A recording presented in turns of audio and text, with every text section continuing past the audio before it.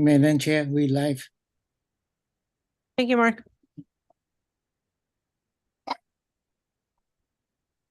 I'd like to call to order this regular meeting of the Baldwin Park Planning Commission for November 8th, 2023. It is 7:06 p.m. Commissioner Maciel, can you please lead us in the flag salute? Rise, right hand over your heart. And let's read to the flag of the United States of America. Public for one nation, God. Justice.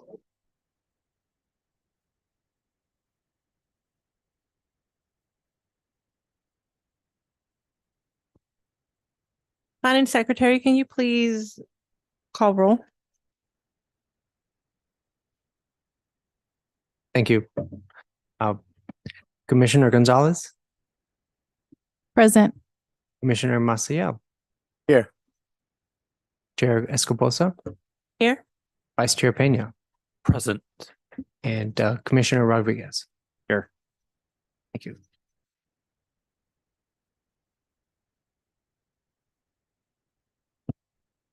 I will now declare oral communications open. Anyone wishing to address the commission on anything other than the items listed on the agenda may come to the podium.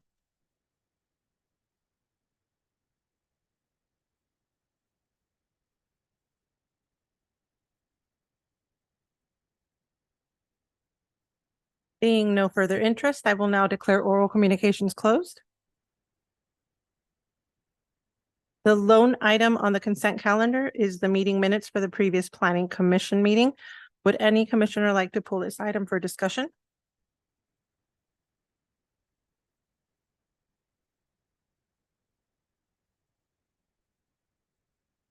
Seeing as no items are being pulled, can I get a motion to approve the minutes for October 25th, 2023? I motion. Can I get a second?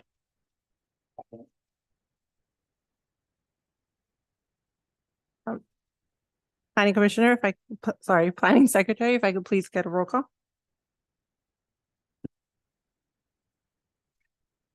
Commissioner Gonzalez, Yes.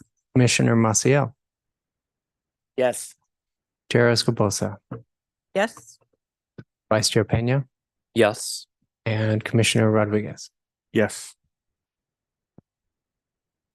Thank you. The first case being considered today is TPM 84199. This request is for a tentative parcel map to consolidate 6 lots, a vacated street, and a city parking lot into 194,634.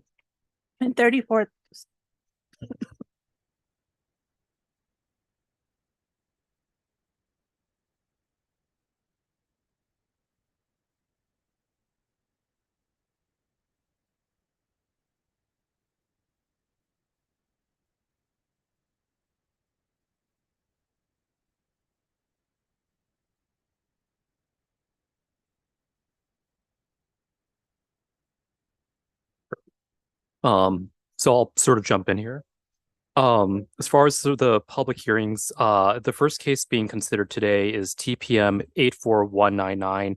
The request is for a tentative parcel map to consolidate 6 lots, a vacated street, and a city parking lot into one 94,634 square foot lot for the development of the Zocalo Civic Plaza project. The site consists of a zoning designation of mixed use within the downtown transit-oriented development specific plan 2016, located in downtown Baldwin Park at the northwest intersection of Main Avenue and Pacific Avenue, and extends south of Main Street. The agenda indicates that the staff is requesting to continue this item to a date uncertain. This item shall be continued. Is there a motion? May I have a motion to continue this item? I'll motion to continue this item to a date uncertain. And is there a second? I'll second. Roll call, please. Commissioner Gonzalez, Yes. Commissioner Maciel, Yes. Chair Escobosa, Yes. Vice Chair Peña, Yes. and Commissioner Rodriguez. Yes.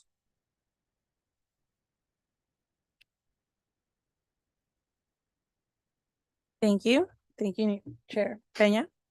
The second case being considered today is a proposal that includes AZC 2203, ZV 2207, CP 2211, and PR 2246.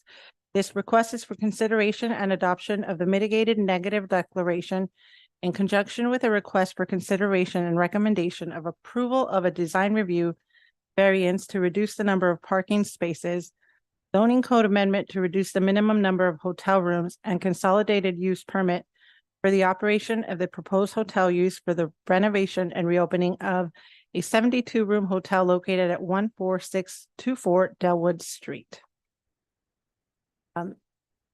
Staff, is there a presentation? Yes, thank you. Good evening, Chair and honorable members of the Planning Commission. May I have the next slide, please. Before you is a request for an amendment of the zoning code variance, conditional use permit, and design review, as well as a adoption of a mitigated negative declaration under CEQA, all for the renovation and reopening of a 72-unit hotel at 14624 Dalewood Street. Before we get into the request, I wanted to show you a few slides for context. Next slide, please. The project is located within the freeway commercial zone and is surrounded by properties with the same zoning designation. Next slide. The subject property is the former Regency Hotel located on Dalewood Street in the south of the 10 freeway. Next slide. It is adjacent to an auto repair shop, single-family homes in the city of West Covina, and a vacant lot that is entitled for medical office. Next slide. The planning division received the requisite applications for the project from the applicant MIG, who is representing the owners Zero Hospitality LLC and SNS Hotels LLC for the renovation of and reopening of the existing hotel at 14624 Dalewood Street as an extended stay America. The scope of work includes hotel renovation, parking lot repaving, and removal of the swimming pool. The number of guest rooms will remain at 72, but the rooms will be enlarged by enclosing the balconies. Also, a canopy will be constructed over the front entrance. The detached commercial space that was formerly a restaurant is not part of the project, but the property owner intends to fill the space with a suitable tenant. To accomplish the development of the project, the applicant is requesting approval of a design review application for the renovation of the hotel and adjoining parking lot, a zoning code amendment to reduce the number of hotel rooms from 100 to 70 or more, a conditional use permit for the operation of the hotel use, a variance to reduce the number of parking spaces from the required 76 to 60, and a mitigated negative declaration under mitigated negative declaration environmental analysis for the project. Next slide. The Regency Hotel, built in 1967, is vacant and has ceased operation since 2017. The four-story hotel has 72 hotel rooms and 44 parking spaces. When the Regency Hotel was built in 1967, the structure and parking complied with the city's zoning code requirements at the time. However, the Regency Hotel became legal non-conforming in 1981 when the city adopted an ordinance requiring all hotels and motels to receive a conditional use permit. The property became more non-conforming in 1986 when the city adopted an ordinance requiring hotels and motels to contain no fewer than 100 guest rooms. The applicant is the new owner of the Regency Hotel property. The applicant wishes to renovate and reopen this hotel. The applicant is proposing to maintain the same number of hotel rooms and to increase the number of on-site parking spaces. Next slide. To enable redevelopment of the site, the applicant wishes to amend the zoning code by reducing the minimum number of hotel and motel rooms from 100 rooms to 70 or more rooms. Should this code amendment be granted, the Planning Commission may then consider the applicant's request for the conditional use permit to allow for the operation of the hotel, as well as requests for parking variance and design review. The current code requires hotels and motels to have a minimum number of guest units of a number of 100 per code. The applicant wishes to amend the zoning code for the hotels and motels for the motels to allow for fewer rooms by reducing the number of rooms to no less than 70 guest rooms. To substantiate the request, the applicant researched and compared the current zoning code requirements related to the number of hotel rooms by comparing it to the 8 surrounding cities in the San Gabriel Valley and Inland Empire, the city of Baldwin Park. As seen in the table included with your staff report, Baldwin Park has the most restrictive requirements for the number of rooms and 4 times the room requirement when compared to the cities of Covina and West Covina. In addition, the applicant has prepared a market feasibility report, which affirms the financial viability of the proposed hotel project by analyzing the current market conditions and considering the cost of renovation and the operational income and expense over a 10-year period for the hotel. The market feasibility report analyzed current and future conditions within the greater Los Angeles region, as well as the immediate market area. The market feasibility report is included with the staff report as an attachment for your review. Next slide. The property has the original 44 parking spaces for the former 72-room Regency Hotel. The applicant is maintaining the same number of hotel rooms and redesigning the parking lot to increase the number of parking spaces by adding 16 spaces for passenger cars and 2 loading spaces for trucks. The additional 16 spaces for passenger cars are achieved by filling in the swimming pool and restriping and reconfiguring the parking spaces on the property. This results in a total number of 60 parking spaces for passenger cars plus 2 loading spaces for trucks. However, this provision, the provision of 60 spaces is still 16 spaces short of the code requirement of 76 spaces for passenger cars.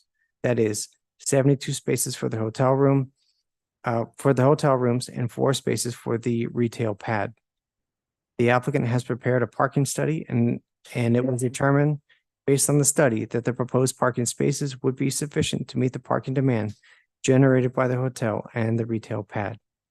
Next slide. The hotel and motel uses require approval of a conditional use permit per code. The existing Regency Hotel did not apply for a CUP and was therefore deemed legal nonconforming. It was deemed a legal nonconforming use in 1981 and has ceased operation since approximately 2017. The applicant is seeking a CUP for the operation of a hotel use as part of this request.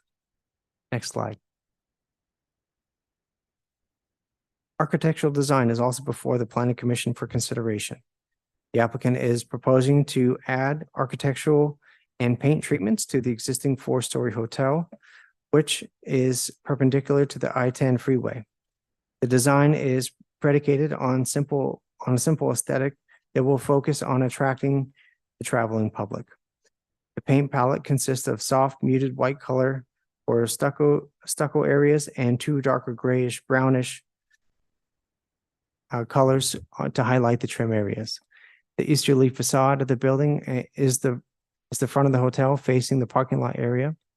And this facade is comprised of a grid pattern of hotel rooms punctuated with the architectural aluminum screened air conditioning units. At both ends of the facade, decorative vertical aluminum fins provide architectural detailing above the new electrical room at the southerly end and the new canopy / entrance at the northerly end. The westerly facade facing the now vacant lot and the future home for the medical offices is a similar architectural design and color palette with the decorative vertical aluminum fins extending toward the ground. Next slide. The northerly facade, which is shown here, It faces the freeway and presents modulated pattern of colored panels separated by metal recessed screed lines. Next slide. An initial study and mitigated negative declaration has been prepared for this project in accordance with the California Environmental Quality Act. Mitigation measures have been incorporated into the project's design, and conditions of approval have been added to reduce impacts to the environment to less than a significant level. No comments were received during the public comment period. Next slide. To conclude, staff recommends the Planning Commission Resolution PC 2323, PC 2324, and PC 23-25, recommending that the City Council approve AZC 22-03, ZV 22-07, CP 22-11, and PR 22-46, as well as the initial study mitigated negative declaration prepared for the project. Planning staff, the applicant, and the environmental consultant are available for any questions or comments regarding the project. Thank you. That concludes my presentation. Thank you. Does the commission have any questions for staff? I had a question. I think on the report there was something about like for employee parking.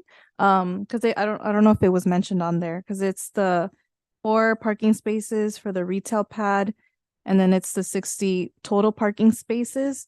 And then for employee parking, was it mentioned on the report? I don't recall an employee parking. Or is that included with the 60? That is correct. It's included within the 60. Okay, thank you.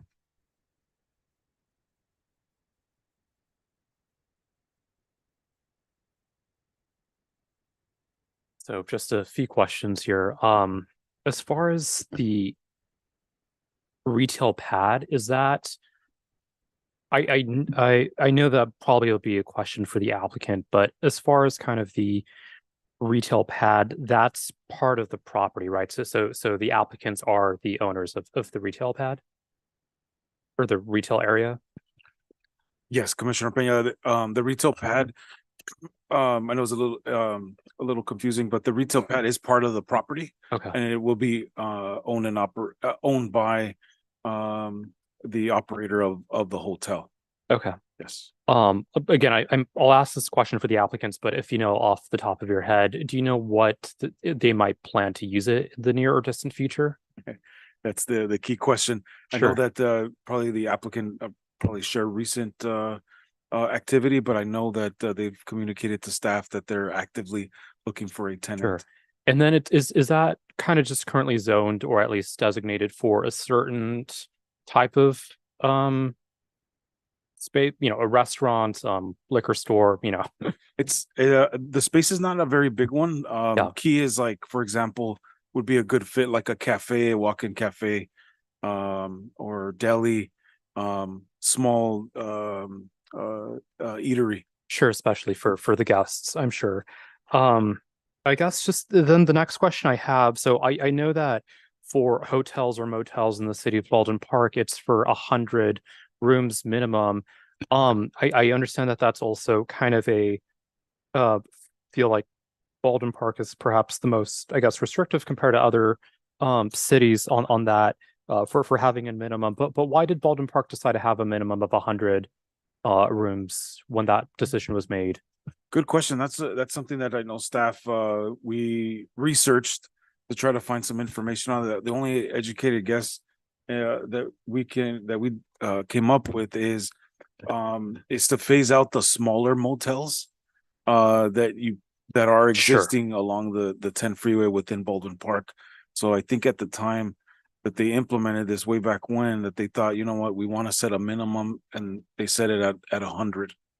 Yeah, and I guess maybe this is a little subjective, but I guess what's the definition of a small hotel or motel as far as the number of rooms? That's a good question. There isn't anything definitive. But again, unless they're a really boutique hotel. Sure. But again, a lot of the majority of the hotel motel that are, 6, 8 rooms. Yeah. Again, we determined that good guess is that they wanted to phase those uses out, and they're currently legal non-conforming. They can Of course. continue to operate, but at some point they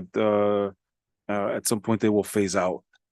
Yeah. No, thank you. And I mean, in my opinion, I think 70 is still a good number, a large number. So I don't think that, at least in my opinion, that's usually an issue. And then I know this was also addressed with the parking, bear with me, 60, that there was sort of a study that was being conducted that 60 was sufficient. I'm sorry, was that study conducted by our department or by the applicant? No, and we have our the traffic consultant that prepared the Sure. traffic study and parking analysis. He's joining us via Zoom Okay. for any technical responses. But yes, typically with this and evaluating the parking requirements, and when you have situations like this, a parking analysis is performed. Because as you know, parking has changed. We have people Of that course. visit, that use Lyft, Uber, so that parking demand may not be as high per the current parking requirements in the zoning code. So that's why they factor in is they study hotels of this size and compare them to the proposed facility to come up with what would be the demand. And so based on the number of parking spaces that are being proposed, they found that it would be satisfactory. Sure. Thank you. And then as far as the architectural and I guess paint treatments, so I see it's kind of more sort of a grayish white color. Is there, I know, I guess, is that, not sure if that's more specific for just sort of the downtown area, but I understand that to some extent it was more just sort of encouraging, sort of Baldwin Park just to be sort of more on sort of, I guess, the Spanish style. Is that sort of a reason why sort of those color palettes were chosen for this project? For the color palette and working with the architect is present to provide any further information on there. Given the existing architecture and design, it does have a little bit of mid-century. You're right about that. design. Yeah, that And makes much more sense now. I know that they work really hard to try to be consistent with the existing architectural design and style. And so that was a color palette. I know that they went back and forth on several color palettes to match it. No, you're right about the mid-century. I missed that part. So I'll follow up with my questions for the applicant once we get to that point. But thank you.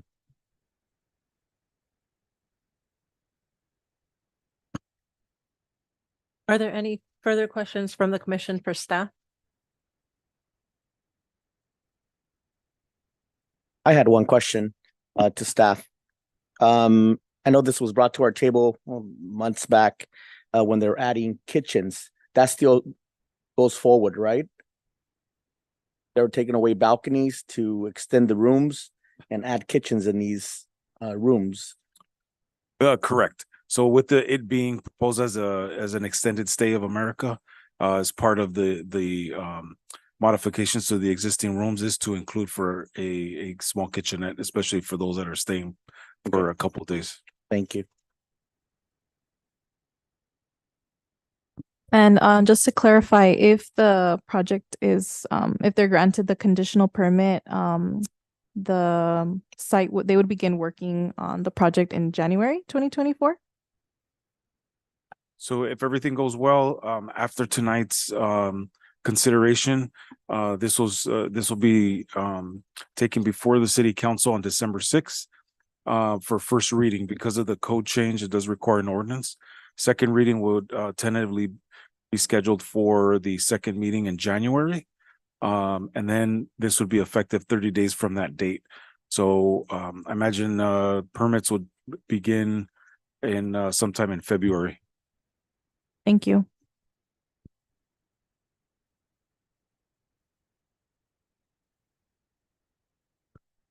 If there are no further questions of staff, I will now declare the public hearing open. If there is anyone in the audience wishing to testify for this matter, either for or against, we will first call the applicant to speak, followed by those in favor and then those against. And at the end of any opposition, the applicant may speak again to rebut any opposition.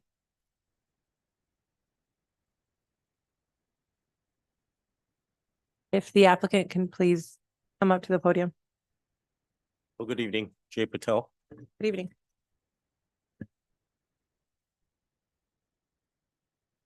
Questions? Yeah, so I think you might have heard some of the questions. I know it was addressed to the department, but I was hoping that you can just share with us kind of just the retail space, what kind of plans you have, either Yeah, short-term or long-term We're for looking that. for possibly a coffee shop. There's gonna be a medical center next door. Needs a little bit more traffic right now. It's underdeveloped area, so I haven't got a viable candidate in it yet. So we're waiting to concentrate on the hotel first, Of course. and the medical center hopefully comes up as well, and there's gonna be a little bit more demand in that area. Sure. Thank you.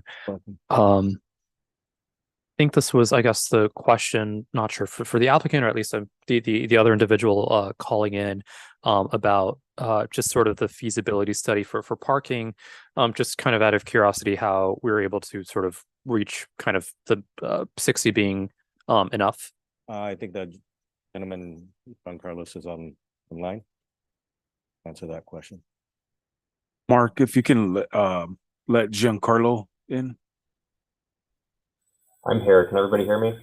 Yes. Hi, my name is Giancarlo Gainey with Gainey Group, and we were retained to prepare the parking analysis for the project. It was, I think we were. I'm wanted sorry say to we worked- interrupt. Mark, we're having a hard time hearing clearly. That can't be helped. That's a bandwidth issue. I think his bandwidth is kind of low. Okay. Is he able to turn off his camera?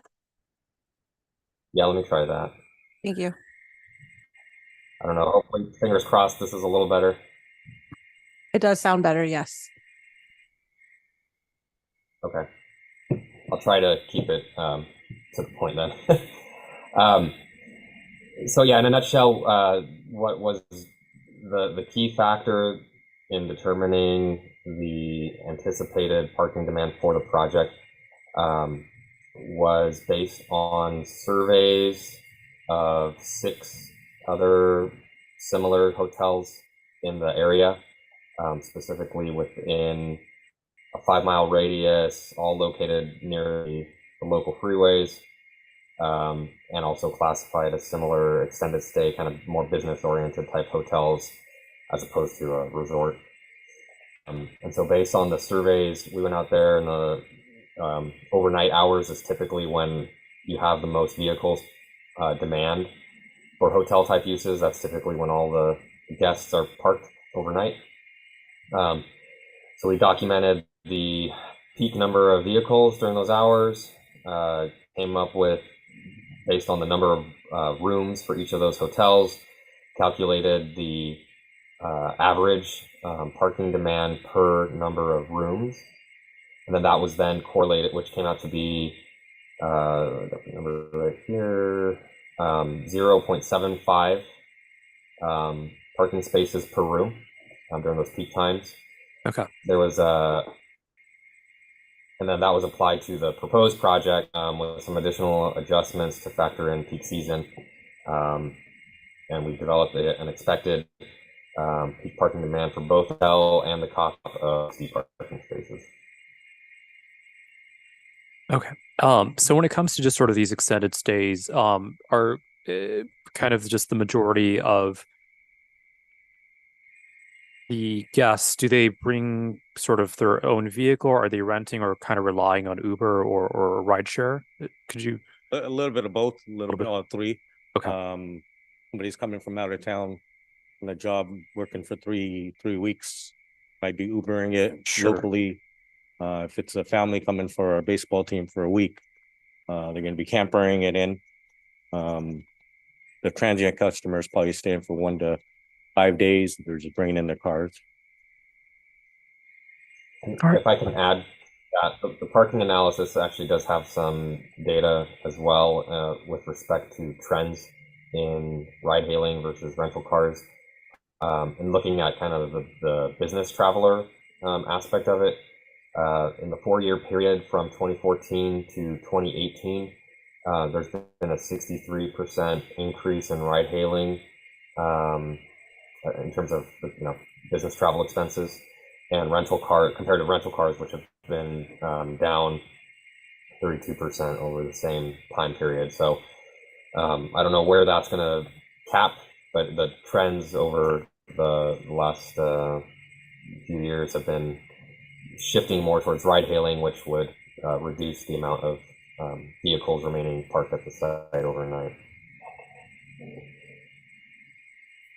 Great, thanks for elaborating on that. I think that makes us feel a little bit better on as far as the congestion. And the future of better. autonomous, we didn't even include that yet. Thank you. I don't have any additional questions for the applicant. I don't think this question is directed necessarily to the applicant, but I know, does it say anywhere in the report, like for the previous hotel, like why it caught on fire and how like now that we're having they're rebuilding the hotel, how they may take that into consideration so that it doesn't happen? Good question. I don't know the exact details of how the fire occurred, but it's just fire occurred spontaneously. There was some significant damage to the building that caused the hotel to cease operation. But that's all that we know of the fire that took place there. Okay. I have a question for the applicant. What's the average number of staff that you have on site at any given time?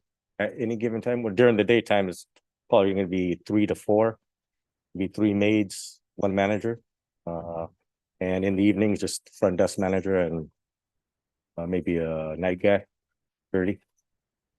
Thank you.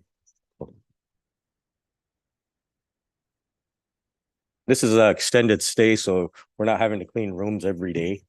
It might be a 7-day period or 5 to 7-day period. I have a follow-up question around that. In your experience with the extended stay, I want to say franchise because I don't know if that's the appropriate word, with the organization, do you find that you mentioned 1 security guard for the 70 rooms? Do you find that that's sufficient? Yes, it's usually the front desk does majority of the work. We have a lot of cameras and stuff on property, so.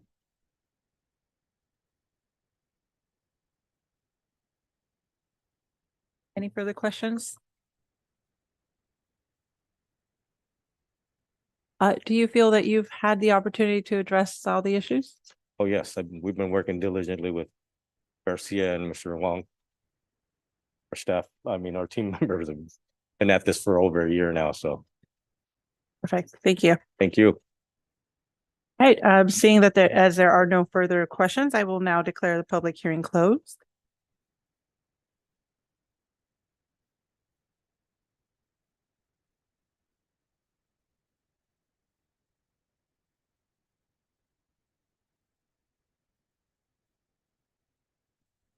So I have one question for staff. The driveway that's west of the property. My curiosity is is it looked at as a potential, possibly instead of being a driveway, to be maxed out in parking, or is that not something that's considered when traffic mitigation is done? So Commissioner Acela, while working with the applicant on the project, it is an existing driveway. It'll be an exit, and it is required. There is required signage that is a right turn only. They cannot make a left. Right. There'll be additional signage there, but it is an existing egress for the site. As far as additional parking, there is additional parking that is closest to Dalewood. There's a couple parking spaces there. But as far as parallel parking along the building, no. Okay. No, we need, that area needs to be free and clear and accessible. Is there like a certain footage that has to be for it to be acceptable, or it's not even something that's taken into consideration? Well, for emergency purposes, so it has to allow for at least about, it's if I'm not mistaken, it's 14 feet of the. Like a fire lane, right? So 14 feet, but for emergency access, that is for the main driveway. And so you'll notice on the site plan that there is required, they work diligently with LA County Fire to make sure that they provided the required turning radius access to enter the site and be able to That area. exit. Gotcha. Yeah. Okay, thank you.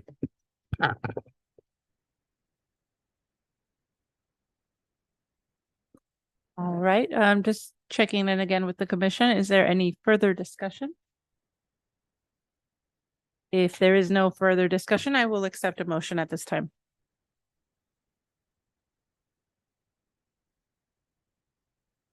I'll motion to approve.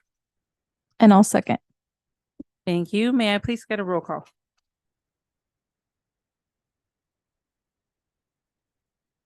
Commissioner Gonzalez, Yes. Commissioner Maciel, Yes. Chair Escobosa, Yes. Vice Chair Peña, Yes. and Commissioner Rodriguez. Yes. The motion carries. The Planning Commission has voted to recommend to the City Council to adopt Resolution PC 2323 approving mitigated negative declaration and mitigation monitoring program. A resolution of the Planning Commission of the City of Baldwin Park recommending that the City Council adopt a mitigated negative declaration and a mitigation monitoring and reporting program, and adopt Resolution PC 2324 approving AZC 2203. A resolution of the Planning Commission of the City of Baldwin Park recommending that the City Council amend the city's municipal code, Title 15, Land Usage, Chapter 153 Zoning Code, Section 153.120.310 related to the minimum number of hotel and motel guest rooms from 100 guest rooms to 70 or more guest rooms, and adopt Resolution PC 2325 approving ZV 2207, CP 2211, and PR 2246. A resolution of the Planning Commission of the City of Baldwin Park recommending that the City Council approve a conditional use permit for the hotel use, a variance to deviate from the minimum required number of parking spaces, and design review to facilitate the renovation and reopening of the existing vacant hotel as an extended stay America. Do we have any reports of officers?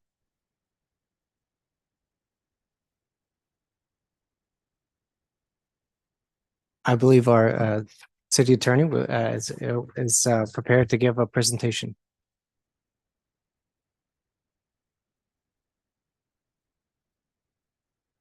Thank you. Congratulations.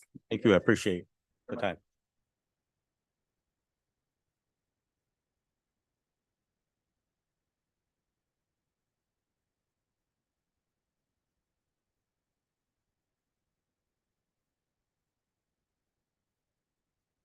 Do I control this by?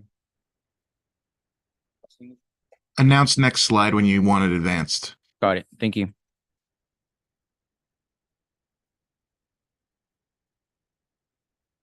Good evening, everyone. So today's going to be a long-awaited Planning Commission training. And I apologize if I try to over-explain. I'll try to be brief and explain general principles. But I'm going to try to explain it to you as if you have zero knowledge of a commission or local government, because that's how I would like to explain this information. And if you have any questions at any point, feel free to interject at any point in the presentation. I think that's the most effective way than to wait till the very end. I'll try to include some examples in the presentation. And again, I think it can be difficult when you get caught up in all of the nuances. There's a lot of nuances in what you do.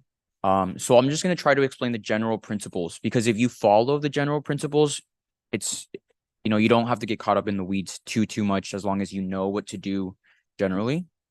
Next slide, please. So a brief summary of what we're going to cover: your role, your function in the city, and then your overall, like your duties under the state law. Some terms that you're going to hear often: general plan, the zoning ordinance, aka the zoning code, development review process, environmental review process, public transparency laws. That's probably one of the most important components of this presentation, and then public ethics. Next slide, please. So this is the Baldwin Park Municipal Code. This sets out your role and function. If you're ever curious as to what your position entails, what you can do in your duties, you can Google Baldwin Park Municipal Code section 9.02.030. And A through H is what you're authorized and required to do as commissioners. Next slide, please. So the general plan, is there anybody here who has not heard that term? I'm just curious. General plan. Okay. The general plan, it's a state required plan that cities adopt that sort of sets out the plan for the city in development over a long period of time. And there's different elements in that plan. So you'll hear like the housing element. That's something that the commission has been hearing a lot of lately. And it just sets out standards that you have to achieve as a city over a period of time. And it sort of sets benchmarks to help to guide the cities through development. Next slide, please. The zoning ordinance, that's the zoning code. Every city has one. Every city lays out uses. What can you do? How can you use the land in the city? Development standards. A house cannot be more than X feet away from another house. That's like an example of a development standard. It's like the numbers, the quantities that development is guided by. And then administrative procedures. Today, in the meeting we just had, you had to recommend a change in the zoning ordinance to the city council. The city council is going to have a first reading and then a second reading. Those are administrative procedures that are laid out in the city zoning code, and you can review that on your own time. But it's helpful to know not only what you're bound by, but what the applicants are going to be bound by, because an applicant has an X amount of days to appeal a decision by the planning commission, and that's all laid out in the city's code. Next slide, please. Brief overview of development standards. Like I said, they're the numbers that guide development. A lot has to be X amount of feet, square feet. A setback requirement. That's something that you run into a lot as in Baldwin Park as a planning commission. People try to get a variance for the setback. They want to build closer to their property boundaries than the city allows, and they'll apply to you all for permission to do that. Next slide, please. Other zoning provisions are specific plans, area plans, and development agreements. Next slide, please. So generally, the development review process, there's an application. The applicant will pay the fee. The application is deemed complete by staff, and then staff analyzes the compliance with the city code and state law. So staff writes these reports for you all, and they guide you through how the applicant's application complies with local, state laws. It's a lot of work, and I think it's always worth reading these staff reports to appreciate the work that's gone into guiding you through this process. Really important, and I'll discuss this a little bit more in the next slides. These reports include findings and how the facts of this application before you complies with state or local laws. And then at the end, the report will conclude with a recommendation for approval or denial, or sometimes a continuance. Sometimes they'll recommend continue to a date certain.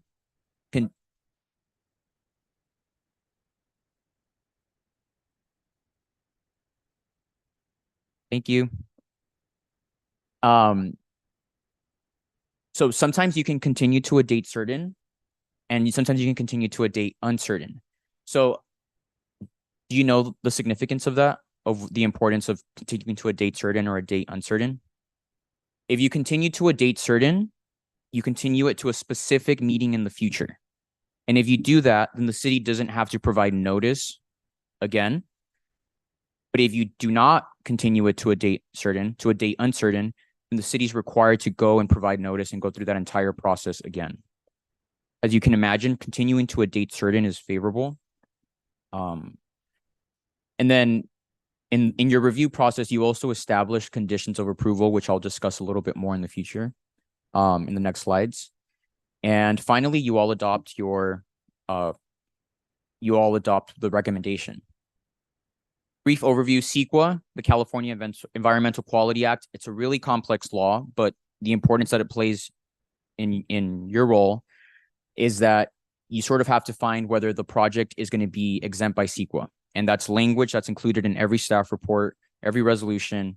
It's checked by staff, but it just lets the record know that we've found that project to be exempt, or that it's gone through the requirements of CEQA. Next slide, please.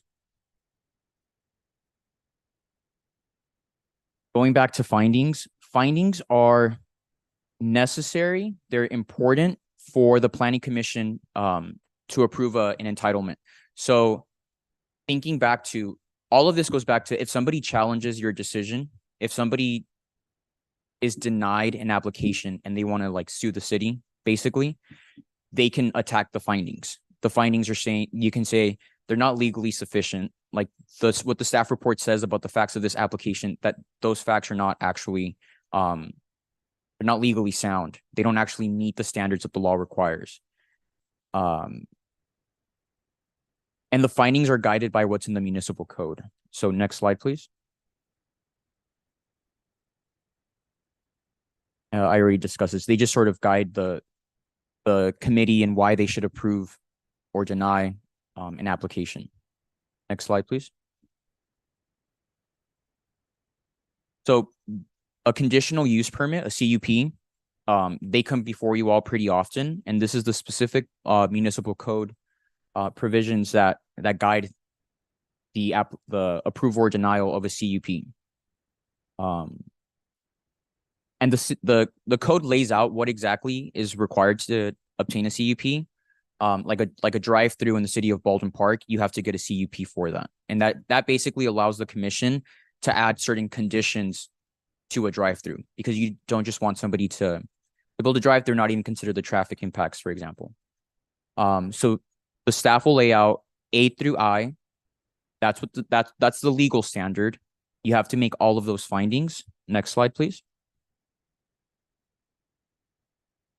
Unacceptable findings. Some cities will try to, you'll have to find that the application is consistent with the general plan. And then the finding under that will say, this is consistent with the general plan, period. That's a boilerplate finding. You're just saying this meets the legal standard, but you don't explain how, you don't explain why. That would very easily be overturned by a court. And if the city gets sued for that, a judge will easily say, this is not a valid approval or a valid denial. These findings are not legally sound. Next slide, please. So this is kind of small font, and it's not from today's meeting. This was intended to happen like September 13th. But when this presentation was initially supposed to happen, there was a CUP before you all, and in italics are the legal standards. So this is just 5 of the required findings for a CUP. In italics is what you're required to find, and then the regular font is what staff found for you, and the applicants submitted. So those are the italics is the requirement. Regular font are the facts of that application and how and why they meet the legal standard. Next slide, please. Another important, I guess, responsibility and duty that you all have is to add conditions of approval. A condition of approval, we saw that when there was the application for the swimming pool indoor swimming school by the donut shop. And you were all wondering whether you could add like guard like posts so that a car wouldn't come into the building. That's an example of a condition of approval. You approve the application and you add conditions to it. When you do that, keep in mind that there has to be a nexus. There has to be a connection between what you're asking the applicant to do and what the application's about. So you could ask the applicant, like the Planet Fitness, to maintain the property clean and in proper standards, but you can't ask like the applicant for the Planet Fitness to volunteer at the children's center once a month if they want that. There's no real nexus. There's no connection between what they're asking of you and what you're asking of them. So you're all able to add conditions of approval. I would recommend you do that by reviewing the agenda when it comes out, and then thinking about what you think is what it's lacking. The adult school, you could have read that agenda, looked at the displays that are added on the staff report, and ahead of time think, I would want to do this. Maybe contact staff, let them know of your ideas, and then during the meeting you would just motion to approve this resolution and amend the conditions of approval to include X condition. I've been to planning commission meetings where the commission adds like 20 conditions of approval in the meeting, and it just ends up being this really convoluted thing. And it's not pretty, but it's your right as long as there's a nexus and it's not over-regulation, which would be a taking. Next slide, please. Okay, public ethics. This is probably one of my favorite parts of this job. They sort of hold all local officials accountable to the public. I'm sorry, actually, before I go on, were there any questions on anything that we just covered so far? Are we gonna get a copy of this? Yeah, I can send you all a copy. That's not a problem. Thank you. Yeah. I did want to retrace just a little bit back to kind of my takeaway. I want to be very clear that essentially what our job is not necessarily to determine if the request for a new business, for example, is a good idea for Baldwin Park. More so, does it meet the legal requirements of the ordinances and the general plan? Your job is to make that determination, whether it's an approval or denial, based off of the record that's before you. Okay. That's what your job is. It's not to use your judgment. You can't say, I don't like swimming schools. I can't swim. So let's just not approve this application. Correct. You can't. I had recently had for a different city, talk to the commissioners because they were going to the sites of the applicants who were requesting to build. There's just one city that everyone wants to build a fence and you can't build a fence in that city. And whenever somebody's applying for a fence, the commissioners would go to the house that's applying for the fence and knock on the neighbors' doors and ask the neighbors how they felt about it. And the neighbors don't come to these meetings. So their input should not be part of the record. But the commissioners are saying, I don't want to approve this because I heard that I went to your neighbor's door and I asked them, they said that they didn't want that. Well, that's not allowed. That's not part of the record. When we conduct that public hearing and the chair asks, can the applicant come forward? Does anybody oppose? Does anybody support? And then you let the applicant give the final word. That's to build a clean record. Again, the purpose of the record is if we ever get sued, we show the court, look at these minutes, look at what we did. We followed every single step right. And then you can't lose that lawsuit. They won't undo your decision and you won't have to pay attorney's fees. Oh, just very important. But I guess like the project that comes to mind, I think it's been about a year now, if my memory serves me correct, that we had the science lab, the I don't want to say it was medical, but it was the THC lab. For that, I've been here for about a year, so I think it was before my time. And so I think that's a good example of that kind of business could be controversial, but again, our job is does it meet the legal requirement and the general plan? Exactly. Because an applicant, this goes back to the Constitution. This is like super general. Like you can't deprive someone of life, liberty, property without due process. Correct. And that's what you're doing. You're following the due process. You're not stopping somebody from pursuing their economic dream without giving them their due process. And to really prove that is by only sticking what's on the record. Do people come and object? Do people come and support? It's really important that the applicant get the last word, because you want to allow the applicant to wrap it all up. Because if you deny it, and then the last person who voiced, who had something to say was in opposition, and you deny it, that applicant will appeal likely, and it can turn into this big mess because you didn't give them their due process. You didn't let them rebut what was said against their application. It's about what's fair. Okay, so public ethics. If there's no more questions, going to public ethics. Generally, you're guided by two big laws: open meeting and public record laws. I'll go into more specifics in a bit. There's also financial conflicts of interest, the Political Reform Act, and contracts. You don't really enter into contracts, so I'm not going to go into contracts. That's more like of a city council. They have the authority to enter contracts on behalf of the city. And then due process and fair hearing is also important in public ethics. Next slide, please. So the Ralph M. Brown Act, everybody knows it as the Brown Act. It basically states that you cannot have a meeting unless it's agendized. You only discuss what's on the agenda. And I'll go more into the requirements in a bit. But the remedies and penalties of violating the Brown Act are that your decision can be unmade. So if you are talking amongst, or actually next slide, please. A meeting, a planning commission is 5 members, and you need 3 members to be present for your actions to be valid. If there's not 3 members, it's not quorum, it's not valid.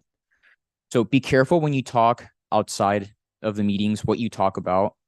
You can't be talking about a project that you know is going to come before the commission as a group. You also can't do it like Eric or Commissioner Pena calls Commissioner Maciel, gets him on the same page, and then Commissioner Pena calls Commissioner Rodriguez, gets him on the same. Even though you're not all meeting together, you're sort of trying to circumvent the law, and it contemplates that and it prohibits that. So when there is a quorum, you can have your hearings, discussion, deliberation, take action on everything that's within the city's subject matter. Next slide, please. These are examples of things that are not meetings, and I'm sure at some point you'll ask me about this again. But like going to a conference, you all went to the League of Cities and you all had a great time. That wouldn't be a meeting. That wouldn't be a meeting under the Brown Act. You can go, you can have some fun, have some drinks, not a problem. Just don't be talking about work business. Community meetings, you're still public citizen, so you can still attend community meetings as a public citizen. As a public citizen, you just can't, be at the public meeting being like, I'm Commissioner XYZ. What do you think about this project? Should I be supporting this project? That's not appropriate. You can go to social occasions, all of that's fine. And you can go to meetings with other legislative bodies. Some of you go to the stakeholders oversight committee. Some of you go to the city council meetings. That's fine. You're still public. You're still private citizens, as long as you're going to these meetings in that capacity and you're not going as the commissioner who wants to get insight on a project. Next slide.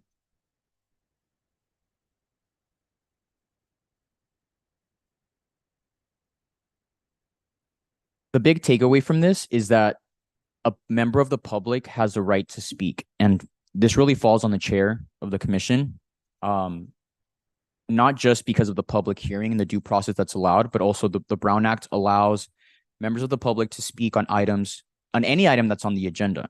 So I know we say like any item that's not on the agenda, but the public has a right to speak on any item that's on the agenda. So to the chair, if you ever have a disruptive member of the public, all you need to remember is that you have to first afford them a warning. If they keep on being disruptive, and this is included in the script, if they keep on being disruptive, then you can take action. But no matter how heated it gets, remember that time when that guy came and started cussing, that we handled that well in that we all wanted to kick him out the second he started, but we allowed him his warning and then we allowed him to continue. So in the heat of the moment, don't resort to silence and shutting them down. Next slide, please. And these are remedies that would be afforded to anybody who wants to challenge your decisions. You know, there's those members of the community that are always have their eyes out, always trying to find a reason to undo a project that they don't like. If a violation of the Brown Act would be a basis to undo your decisions. And then the city will have to pay attorney's fees, which aren't cheap. Next slide, please. Okay, this is the PRA, the California Public Records Act. I'm sure you're all familiar, but every person in the public has a right to inspect your records. I've reviewed record productions for cities, and sometimes the stuff that people put in writing, it's amazing. Like, just suspect that anything you put in writing that has to do with your role could one day land in the eyes of other people. And I read some emails that I'm like, I'm sure you did not expect me or anybody to ever read this. Willie Brown, he was like a longtime mayor of San Francisco. He said that the E in email stands for evidence. So you should just always think of, I'm not saying like, don't discuss anything via email. I'm saying just be mindful of how you communicate with each other. Somebody suspects that there's a Brown Act violation. This is likely how they'll go about proving that, requesting your information, your text to each other as they pertain to your duties. Next slide, please. And your public or your personal accounts could be subject to disclosure if they have to do with your official business. So just be mindful of that. Next slide, please. And the Political Reform Act, it prohibits you from participating in making a government decision if you have a financial interest. Next slide, please. And I'll explain a little bit more about that right now. This is the big one that you're all going to run into. I'm not sure if you've been doing this, but if you're about to vote on a project, you see the address. If you live less than 500 feet, the law assumes that there's a conflict. So you should recuse yourself. And I'll go into a little bit more of that in the next slide. But if you live 500 feet or less than a project, let staff know. You cannot be voting on that. If it's 500 to 999 feet, it could still be a conflict. It's not presumed to be a conflict, but it could still be a conflict if those factors are taken into consideration. You know, an example would be maybe you own a business that's 2,000 feet or that's 700 feet away from a project that you're voting on, and it's the same type of business. You own the same type of business as the project that wants to open. That could still be a conflict. You should still recuse yourself. And then 1,000 feet or more, that could still be a conflict, even if it's a project 2,000 feet away from your business or your immediate family, your wife's business. That could still be a conflict. Just be mindful. If you're not sure, just contact staff. Staff will contact us if they don't know. But it's always better to err on the side of caution, because you do not want to violate the PRA, because there's not only penalties for the city, but there's also penalties for you all as individuals. Quick question about that. Yeah. How far does the perceived personal interest extend? Because you just mentioned like your wife, and you know, we all have cousins and aunts and uncles, and it's not cousins, it's immediate family members. So it's going to be, it's not even like relatives in law. It's you, your spouse, your kids, your parents, and your siblings probably. There's not like a super bright line, but court cases have sort of drawn that line. Brother-in-law, not an interest. If you're not sure, like I said, it's not a bright line. It's not super clear. If you're not sure, contact staff. We'll get to determining that. Next slide, please. You can also have an economic interest in a decision. I mentioned businesses, but sometimes if you have a source of income or a gift, and those are the limits that are set by law, then that can be an economic interest that would require you to not vote on that project. And how you do that is you're here for the meeting. It would be helpful to let staff know ahead of time, because it could be possible that that item just needs to be continued or there's not enough people here. But you have to stand up and you have to let the public and the record know why it is that you can't vote on that. And then you have to leave the room. And then we have our whole hearing and everything, and then you can come back in. So just know that you have to put on the record, you have to let the record know why it is that you can't partake in that. And then direct and indirect is that example. Direct is you have a financial interest. Indirect could be that's somebody that's in your immediate family has a financial interest. Can you provide an example or another example just to understand what you mean by this? Yeah. So let's say Walmart gives you a $700 gift card, and then Walmart applies for a conditional use permit. You would have to recuse yourself if it happened in the last year, because you now have a source of gift that is considered a direct economic interest. Say your significant other has a hair salon, and then somebody applies to open a hair salon 500 feet away from that, 600 feet away from that, 1,000 feet away from that. You should check with staff and allow them to determine whether that would be an indirect financial interest. Does that make sense? Do you want more examples? Next slide, please. All right, we're almost done.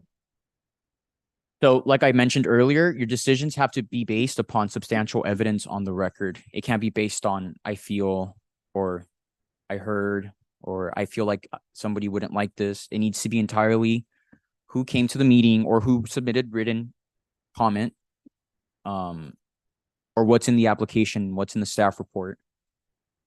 It can't be, you can't have a bias. You can't, I don't like this person. I know this applicant. I'm not going to, that's obviously not legally permissible. And there's always the risk of a legal challenge, and that would undo your decision, a bunch of litigation for the city, and then again, attorney's fees. Next slide. The rules and order of debate. Baldwin Park isn't the type of city where there's a lot of heated debate in its applications, but it really falls down on the chair and the vice chair. The chair is the parliamentarian. You run the procedures of the meeting, or you enforce the procedures of the meeting. You allow the members to be heard, and you make a decision without confusion. So other times members come to you, or members will look to you for guidance on, can I ask staff a question even though the public hearing is closed? That's all falls on the chair. And if the chair ever has any questions, we're here to help and guide you through that. And motions, every motion needs a second. So that goes without saying, but I also want to make sure that you all know. Next slide, please. Thank you. More questions? It's getting late. I do have a question, because interestingly enough, or maybe not so much a question as a request, I got an email letting me know that the Planning Commission Academy for March 2024 is starting to take registration. I was just hoping perhaps a conversation could be had to see if the Planning Commission could attend.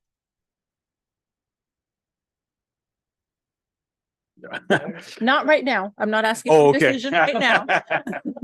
So that's a violation of the Brown Act. It's on the, I'm joking. I'm not asking for an immediate decision. But you, like, an example of that would be, you could directly contact staff via email, be like, hey, look, forward them the link. I heard this is happening. Just not deliberate in front of everybody because it's not on the agenda.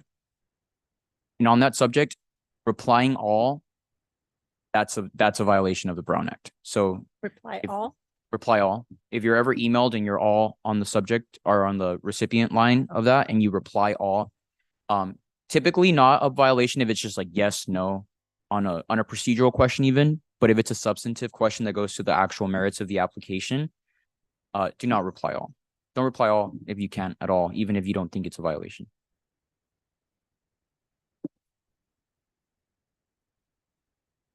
So. Wait, say that again. Yeah, we do. We do have to sub you. Oh. I'll hold my question. But again, going back to the earlier statement, if there's any, I would think that if there's any or situations unique to you, we can always reach out to Nick and Ron individually. Yeah. And you can reach out with legal questions about your position and applications to staff forwards to me, and then that is confidential. That's like attorney-client privilege. That's not subject to the Brown Act. I mean, the Public Records Act. Obviously, it has to be in the scope of your duties and your representation, but that's another avenue you can take. If you have a question you don't want to ask right now, you can ask staff forwards that to me. Just a quick question. If we attend like other events, like for example, the Measure BP, like SOC meetings. Meetings, it's okay if we say we're a planning commissioner, right? Or if we have like residents speak to us, we can say it, or we can encourage them to attend our meetings. In that instance, that's fine. There just cannot be more than 3 of you. Okay. Because then you're acting in your capacity, and then there's quorum. So if it's just you and another person, yeah, that's fine. Another commissioner, that's fine. But I would just be cautious if you see 3 people in the room and you're all trying to get insight in the community and be this liaison to the community. Because then you can start getting input from people as a quorum in the same room, and that could be a violation of the Brown Act. And if they ask us questions about like agenda items, are we able to speak on that? Or at least hear them out? Hear them out. I wouldn't base my final decision, whatever that agenda item is, on anything that they said, because unless they show up to the meeting and say Right. You can hear them out. I wouldn't tell them, okay, like I understand, I support you, or I agree with that. Right. Okay. Be like, I hear you out. And okay. Thank you. And in that instance, then we would have to be very mindful that when we actually had the meeting and the agenda, we can't then say, because I think you provided an example earlier, we can't then say, well, I heard in the community that, like, that's a no-go. Yeah, that's fine. Like you're not supposed to do that. And if it happens, because things do happen, just go back to the nebulous, what's fair. If somebody says something, just don't base your decision on it. If you like genuinely think that it's not compatible with the city, or that application is not sound, you don't have to approve it just because somebody else said it was bad, and now you don't want to, violate the law and say, oh, now I can't say no. But just stick to what's on the record. And if there's something on the record that indicates that it's not a sound application, then you don't have to approve it. Just to be clear, so if there's a community meeting, you're saying that more than two of us cannot be present at the community meeting at the same time? You can. More than 2 of you can be present. You just cannot be acting like planning commissioners. You're there. I've seen Commissioner Pena at these meetings, and he just sits in the back, doesn't talk to anybody. He's just sitting there, and then just like leaves, and he doesn't let anybody know that he's a commissioner. That would be appropriate. I would still try to avoid it, just because you never know. Again, it all goes back to whether somebody's going to challenge your decisions. That's really where the violations are. So I'll give you an example. Like if, let's say we're hosting community Know Your Rights at our church, local church, will we be in violation if there's more than 3 of us there? If everybody's invited to come hear what the Know Your Rights is? I would advise against that. I would say don't do that. So sorry, I guess we're still on this question. Because I'm hearing 2 things and I just want clarification. You're saying we're still private residents. And so through that, I mean, we're obviously very involved private residents. There's going to be there's going to be meetings, there's going to be events that we want to attend to obtain information as private residents. I think what I'm hearing you say is that when we do attend such meetings, that I'm not walking around going, hi, I'm Jen. I'm the planning commissioner. That I don't announce that. I don't act in that capacity, that I'm very mindful, as you mentioned. I'm there, I get the information, I don't hang out and mingle, and then I'm out. So first thing to consider, how many of us are there in the room? If it's 2 of you, you're fine. If it's 3 of you, or if you anticipate there's going to be 3 of you, clearly it's not a clear rule. It's guided by like lawsuits that have happened, and then the courts have been like, look, this was not okay. So a big takeaway is ask staff. If you know, these community events don't happen overnight. There's a protest, you have your right to go. You all have your right to go. That's planned like overnight. But these community events happen with time and notice. And when you hear about it, and you know from conversations with each other that some of you are going to attend, you can contact staff, and staff can provide guidance. That's like the big takeaway, because it's not a bright line rule. It's not a clear rule. I couldn't tell you every single question that you have if that's going to be a violation or not. I'd have to look at other lawsuits that have happened where there's similar facts we can determine.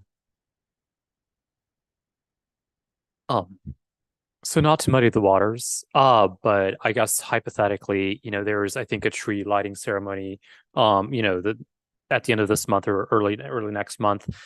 3 of us show up. That's good. That's fine. That's a ceremony. That's because it's a ceremony. That's because I know oftentimes we are recognized as commissioners. Obviously, we're not. Yeah. As Jen said, hi, I'm Commissioner Pena, blah, blah, blah.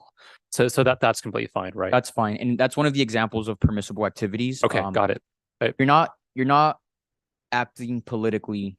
You're not, you're just there. It's a ceremony. They're lighting a tree, as opposed to the tenants' rights example.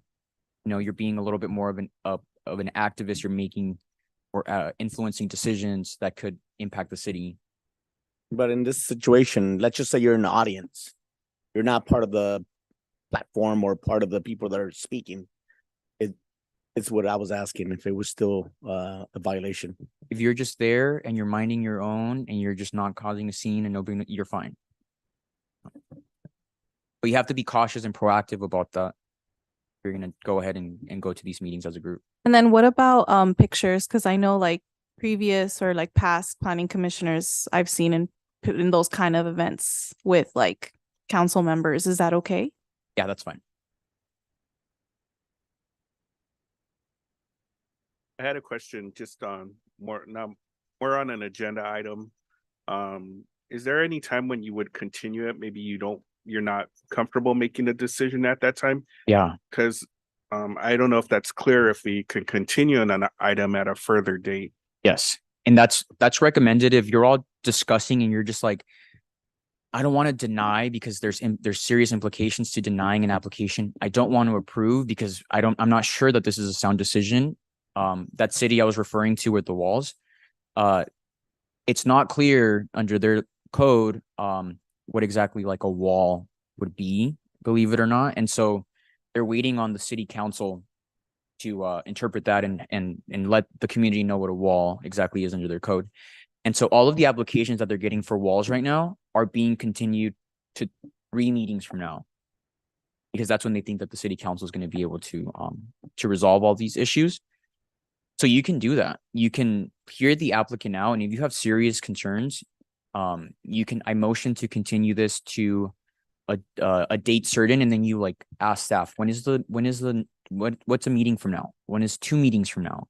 If you think it's going to take 3 meetings from now, like you can do, not a bright line rule either, but anything more than 2, it's a little risky. So, but recommended if you're really not sure about a project, you don't want to deny, you want staff to make some more findings, you can do that. You can motion to continue to a date certain. I recommend a date certain because it's expensive to notice.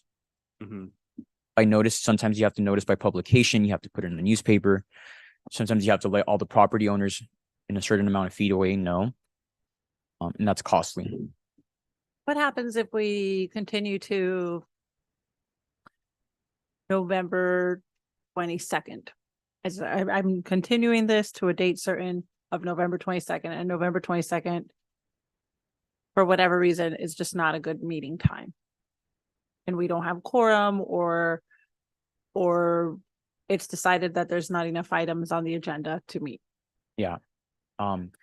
So the purpose why you want to continue to a date certain and why you want it on the record is because that the applicant or anybody interested in that application has notice. So it all goes back to notice, the principle of notice and what's fair. Everybody should be able to know what's going to be developed in their city. So if say you continue to the November 22nd meeting and then that meeting doesn't happen, then that's just going to have to be re-noticed for the subsequent meeting. That continuing to a date certain, because that meeting didn't happen, there's no record of that, of somebody getting notice, and the notice is going to have to be re-provided in that instance. So if you suspect that like a Thanksgiving meeting is going to be canceled, you can continue it to 2 meetings ahead. Anything more than that is not recommended. Okay.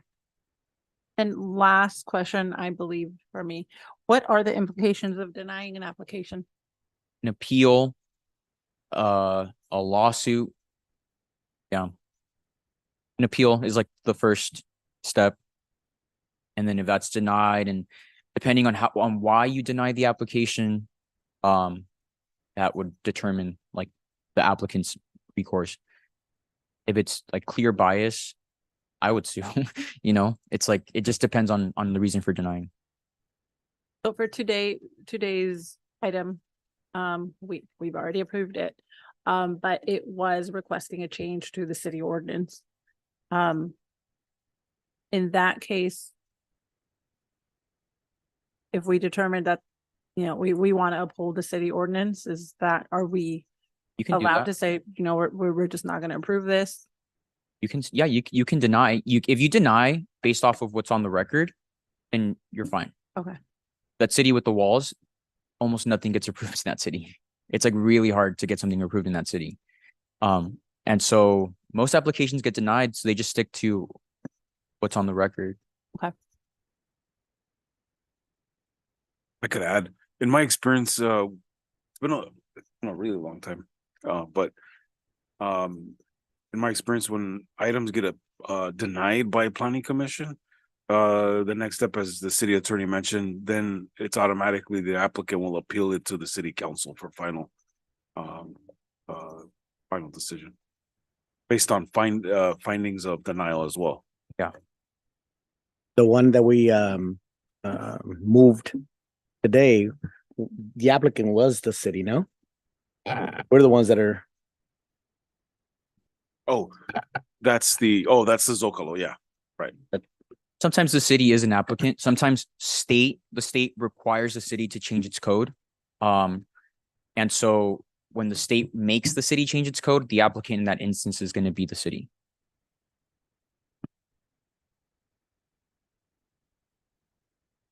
Questions?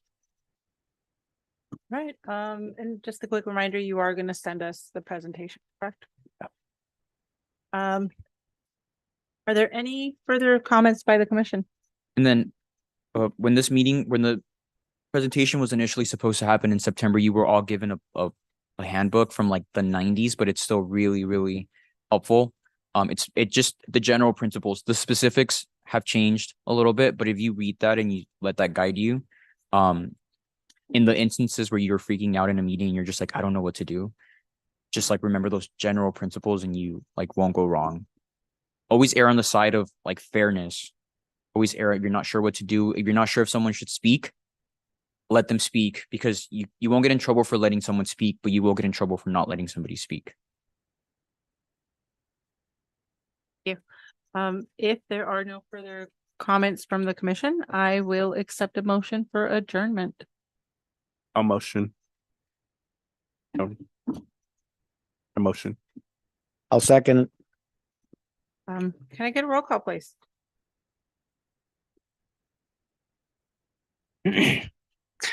Commissioner Gonzalez, Yes. Commissioner Maciel, Yes. Chair Escobosa, Yes. Vice Chair Peña, Yes. and Commissioner Rodriguez. Yes. We are adjourned at 8:30 p.m. Thank you, everybody. Have a good night.